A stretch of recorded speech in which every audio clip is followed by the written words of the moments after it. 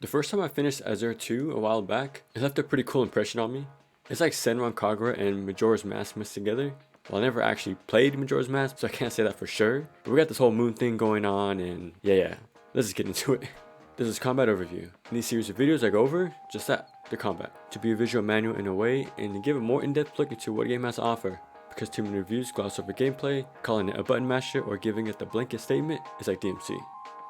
So we got lights on square doing a 5-hit combo, and heavies on triangle, and doing a neutral heavy will shoot you forward with a sweeping slash. Now we do have our mix and match of lights to heavy to get different enders. Yeah, we got our launcher and our crowd control options and all that, but to be real, it doesn't matter much because you can do just fine spamming lights to get by. We don't even have enemies to make us approach differently. As far as I push it is by having these enemies who have armored attacks and can't be staggered, but it doesn't seem to make much of a difference. Alright, so we jump with X, no double jumps. We can do a quick 3-hit combo with square and a slam attack with triangle. Holding L1 will block, it'll reduce incoming damage. You can slowly move around while we're doing this, and it'll auto turn to whichever side a hit comes from. Tapping L1 while moving will have you dodge in that direction. Seems to have decent iframes. Alright, so it's not just us on the field, we get a whole team to tag along with us. We got a main assist, and the game let us pick a waifu of our choice. And they'll have all their own playstyles. Each will have their own cooldown ability, like stunning a group of enemies or giving a defense buff. An ultimate where you two team up to do this flashy combo. And they all have their own passive abilities. One can randomly instant kill an enemy. One will cure you as soon as you get any kind of debuff. And one who will jump in front of you, preventing a killing blow, interrupting it and giving you a defense buff. So they for sure got their specific uses. So to use their ability, just press circle and triangle. Like I said, they'll have their own uses, and once you use it, it will come back over time. To use the ult, hold L1 and press circle. This big area will light up and whoever's in it will be hit. And to fill this up, you just gotta have you and your assist attack the same enemy. You can tell you did it because it will say double attack at the bottom. And you can tell how close you're filling it up by looking at these petals. As well as doing a revenge attack will add to it. Just gotta attack the enemy who attacked your assist. Now this pink bar on the left connecting you and your assist portrait. Filling this up will have this prompt to come up. And just gotta mass circle to do some easy damage. Getting double attacks will fill us up as well. Alright, so at the bottom left, you can give him orders too.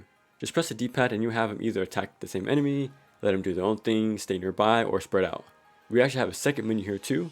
Just hold L1, and now we get these options to give out some buffs by spending some of our MP, which is this little bar under our health.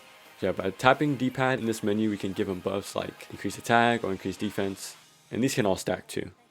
Now if you notice those little animals in the team, well, they're basically little Pokemon we gotta use. Just like our assists, they got their own uses.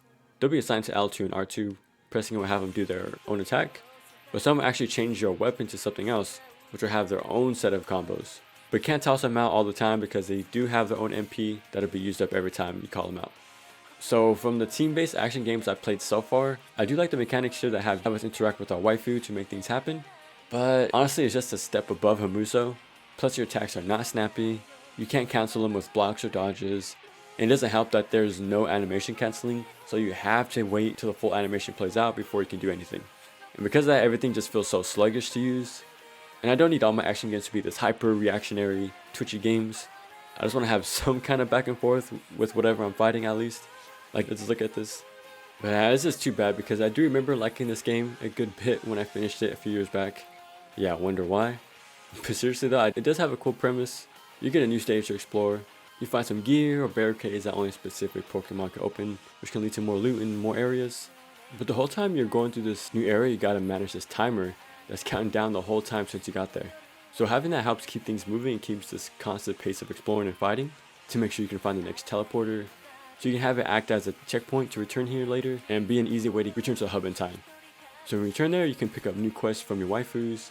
There's also this larger countdown going on with the moon because once you come back, you gotta sleep to end the night, which has to get closer to the eclipse. And if you don't take out the major boss in this new area before that happens, you get a game over. So you're always going back and forth, making your way through the stage with a bit more progress each night you go out.